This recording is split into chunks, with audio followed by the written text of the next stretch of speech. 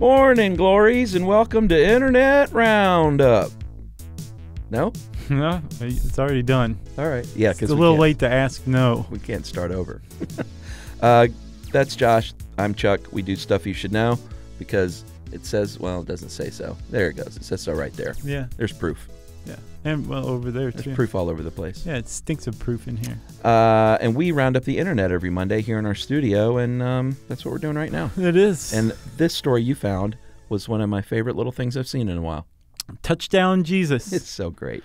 So along Highway I-75 outside of Monroe, Ohio, there once was, I think starting in about 2003 and then lasting until I believe 2010. Yeah. There was a giant foam statue of Jesus rising from Jesus Christ. Yeah, that Jesus. Yeah. Rising from an artificial pond outside of Monroe's Solid Rock Church, which is a kind of a mega church, a non-denominational mega church. 3,000 members. That's a lot. And it was a sculpture, a styrofoam sculpture of Jesus from like waist up, just going like this to the heavens. And the locals called him Touchdown Jesus because it looks like he was going touchdown. It really does. And it is Ohio, which is a big football capital. Yeah. So maybe they have football on the brain, but it was pretty funny. They eventually built a reflecting pool, which made it even more fantastic. Yeah. That's me. Because to some people, it looked like he was rising up out of the waters. Exactly. Other people call him Drowning Jesus, like he's going, help. Oh, wow. Yeah. Well, my favorite, and I think we can get this picture up here of the if you stand in a certain spot, how you can act like you're high-fiving on both sides. Right. That's pretty fantastic. Yeah. But sadly, in 2010, June 14th, the styrofoam Jesus was struck by lightning and burst into flames. Isn't that surprising? That's crazy. No comment on what that means. But they were like, oh. Yeah, exactly. And we've made him angry. So, sadly, it says there's a less athletic replacement. Right, they rebuilt. And it was by a guy who did other stuff, like he did Neptune, the sculpture of Neptune at Caesar's Palace in Las Vegas. Touchdown Neptune? Yeah, I saw it. Yeah, that's that guy's trademark, no matter what it is. Yeah. He did like a 3D bust of the Mona Lisa going like this.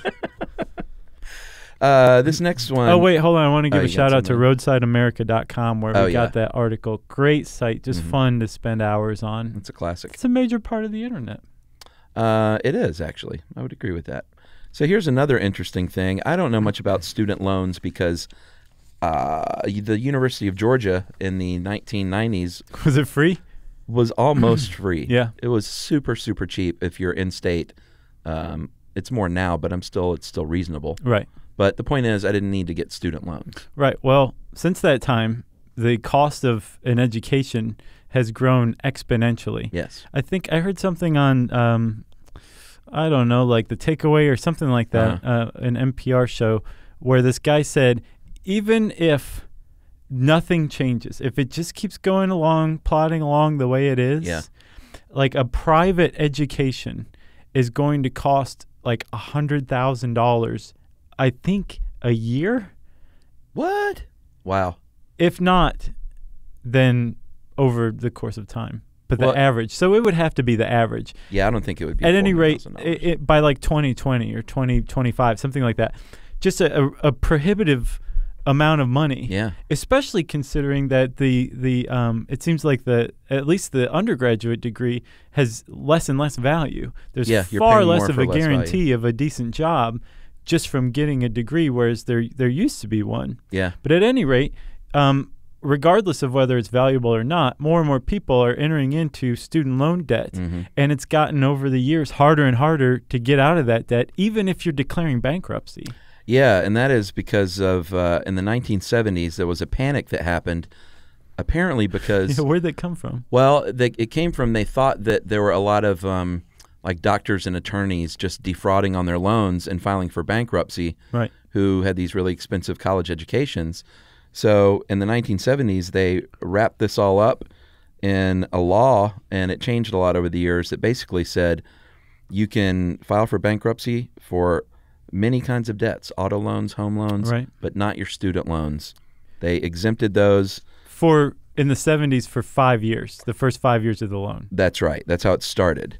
A couple of years later, they changed it, in 1990 to 7 years, and then finally in 1998, was revised again and removed any time frame. And that was for federal student loans, and that's the way it was for a while. Like, even if you went through bankruptcy proceedings, you could get out of your car loan, your home loan, like all these other debts, but you came out on the other end with your student loan still there. Yeah, unless you could prove what they call an undue hardship. Right, which apparently is totally arbitrary. It is. There's not a set of rules or measurements. It's whether your judge is a hard case or not. Yeah, basically. You know?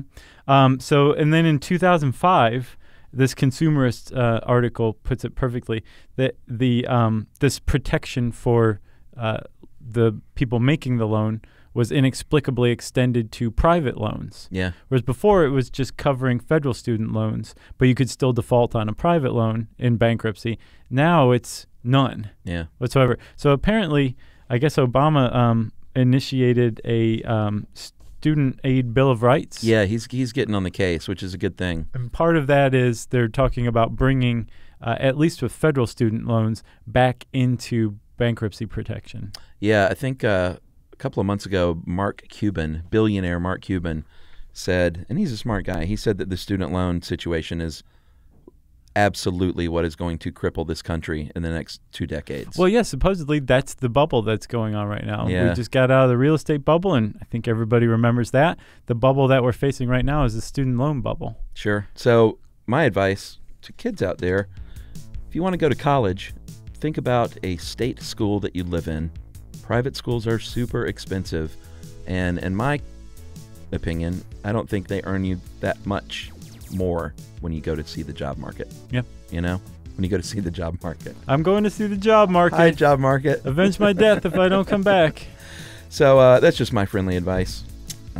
Take it for what it's worth, but at any rate, we will see you all next week on Internet Roundup. That is true.